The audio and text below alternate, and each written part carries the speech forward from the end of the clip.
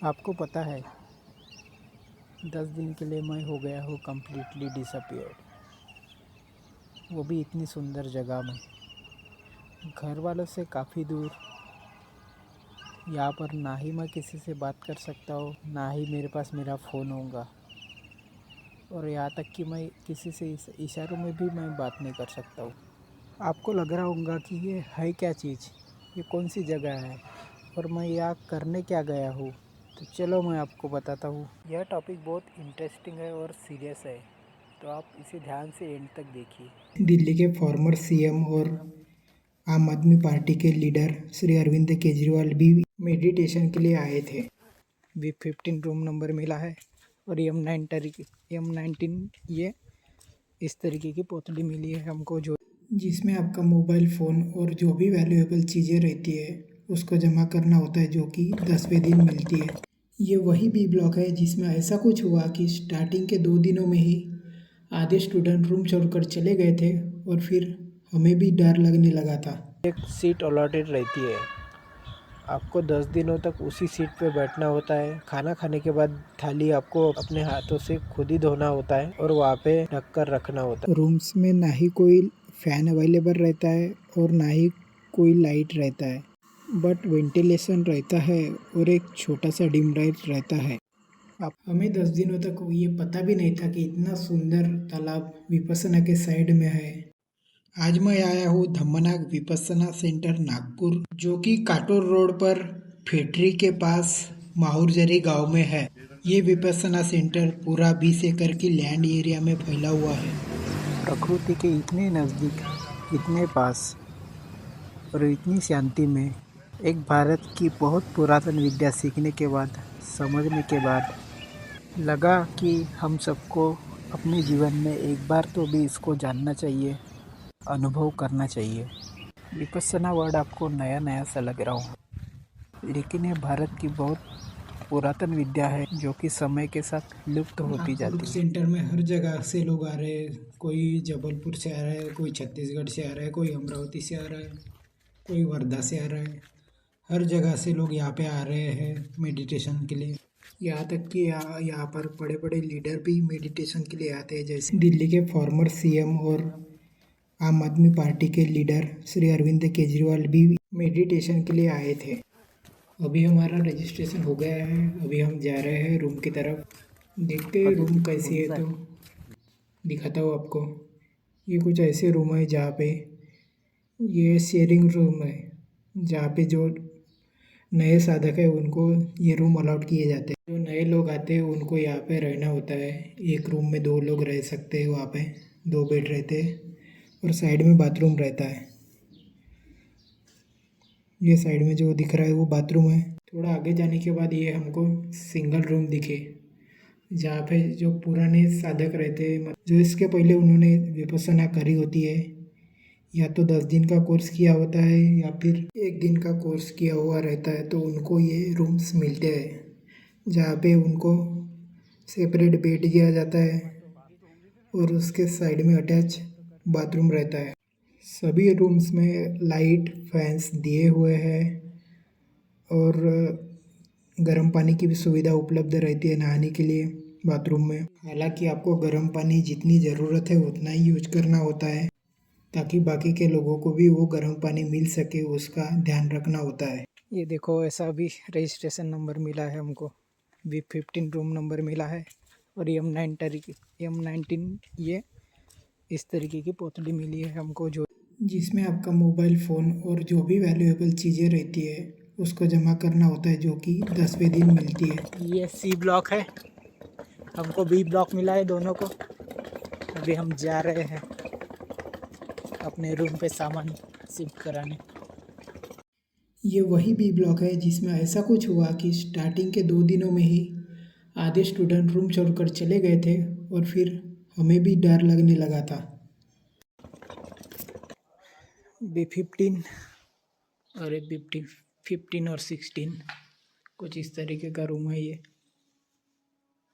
B16 और ये मेरा B15। एक इस तरीके का मिरर है यहाँ पे, एक खिड़की है और एक बेड दिया है। अभी मैं आपको पूरे दिन का रूटीन बताता हूँ। सुबह 4 बजे एक वेकअप बेल होती है, उस टाइम आपको उठना होता है। फिर उसके बाद फ्रेश होकर आपको मेडिटेशन हॉल में जाना होता है। 4:30 से 6:30 बजे तक मेडिटेशन होता है।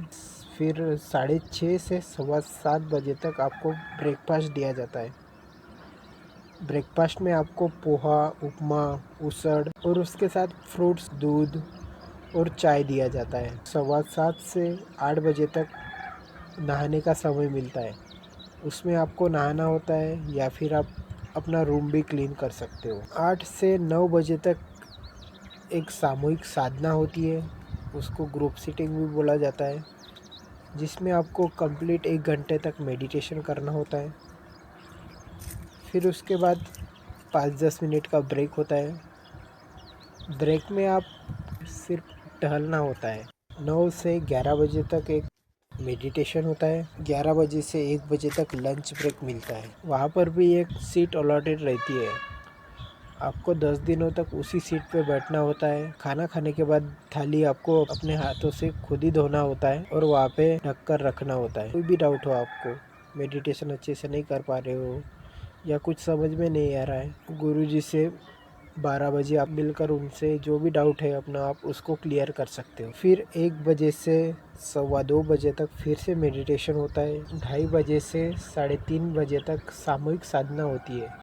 5 मिनट का ब्रेक दिया जाता है। वापस से आपको 3:30 से 5 बजे तक मेडिटेशन में बैठना होता है। फिर 5 से 6 बजे तक टी ब्रेक मिलता है। अगर आप नए साधक हो तो आपको चाय, फ्रूट्स, नाश्ता दिया जाता है। अगर आप पुराने साधक हो तो आपको सिर्फ चाय या फिर नींबू पानी दिया जाता है। 6 से 7 बजे तक एक सामूहिक साधना होती है। 7:15 से 8:30 बजे तक धर्म के बारे में एक प्रवचन होता है। वो हिंदी में भी होता है और इंग्लिश में भी होता है। उस प्रवचन में आपको दिन भर जो भी विद्या सिखाई जाती है उसको कैसे फॉलो इम्प्लीमेंट करेंगे उसके बारे में वहाँ पे बताया जाता है। 8:30 से 9 बजे तक एक ध्यान सेशन होता है। अगर आपको कुछ पूछना रहा, कुछ डाउट्स रहा तो आप गुरुजी से पूछ सकते हो, अन्यथा आपको विश्राम करना होता है।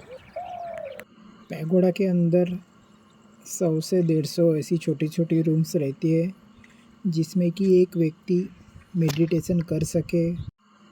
जैसे धम्मा हॉल में सीट अलॉटेड रहती है, वैसे ही पैगोडा में आपको रूम्स अलॉटेड रहती है। आपको हर दिन उसी रूम के अंदर जाकर मेडिटेशन करना होता है। रूम्स में ना ही कोई फ़ैन अवेलेबल रहता है और ना ही कोई लाइट रहता है, बट वेंटिलेशन रहता है और एक छोटा सा डिम लाइट रहता है। आपको पहले ही दिन पैगोडा में नहीं भेजा जाता। जब आप विपस्सना मेडिटेशन की विद्या सीख लेते हो तभी आपको यहाँ पर पैगोडा में मेडिटेशन के लिए भेजा जाता है। आप रोज़ कम से कम 12 घंटे मेडिटेशन करते हो। पहले दिन आपको कुछ अजीब सा लगने लगता है, किसी दूसरी दुनिया में आए जैसा लगता है, लेकिन फिर हर रोज़ आप अपने आप को इम्प्रूवमेंट करते हो। हर दिन आपको कुछ नया सीखने को मिलता है। ये रोड यहाँ पे एंड हो जाती है। उस साइड फीमेल एरिया है जहाँ मेल्स को जाना अलाउड नहीं है। यह विद्या आपको प्रेजेंट में जीना सिखाती है, अपने आप को कंट्रोल करना सिखाती है, अपने सबकॉन्शियस माइंड, कॉन्शियस माइंड को समझना। रिफिल्टर वाटर है यहाँ पे। कैसे हम अपने फ्यूचर और पास्ट के पीछे भागे जा रहे हैं, प्रेजेंट में जो हो रहा है उसके ऊपर कोई कंट्रोल नहीं है। तो ये विद्या वो अपने माइंड को कंट्रोल करना सिखाती है। आपको अपने लाइफ में एक बार तो भी विपस्सना करनी चाहिए। उसके बाद आप करना है या नहीं करना वो आपके ऊपर डिपेंड है। यहाँ आप टपने आते हैं, यहाँ आप अपने आदतों को बदलने आते हैं, जिससे आप बहुत परेशान हैं। हमें 10 दिनों तक ये पता भी नहीं था कि इतना सुंदर तालाब विपस्सना के साइड में है।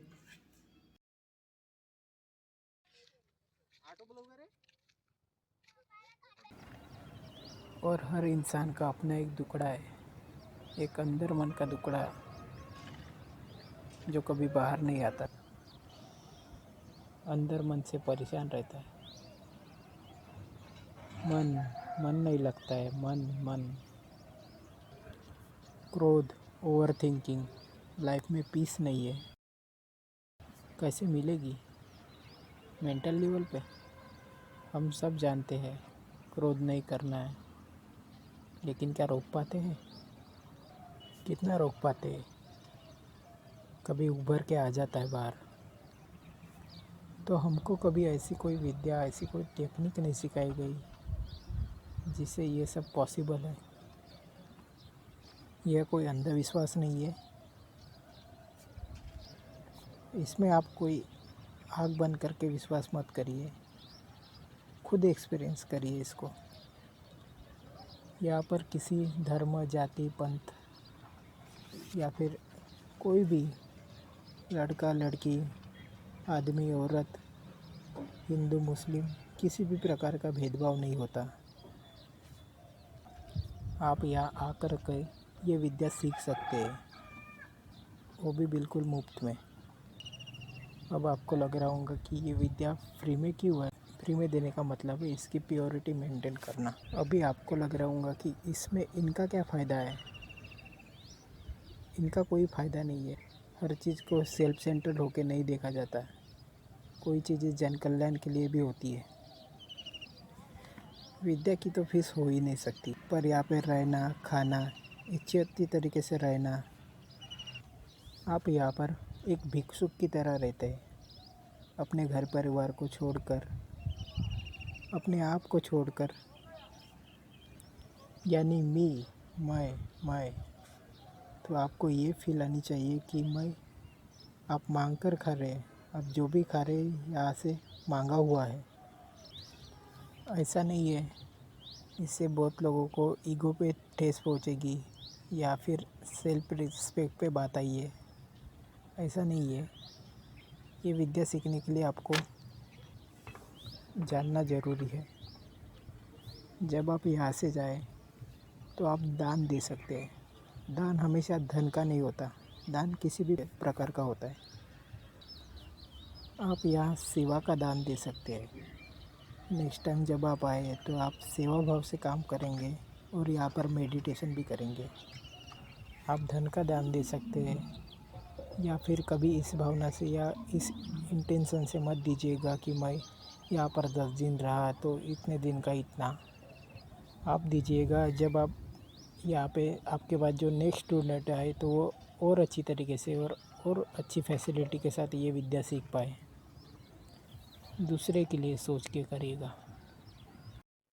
लास्ट में मैंने कुछ हमारे ग्रुप की पिक्चर मेमोरीज़ के लिए ऐड की है।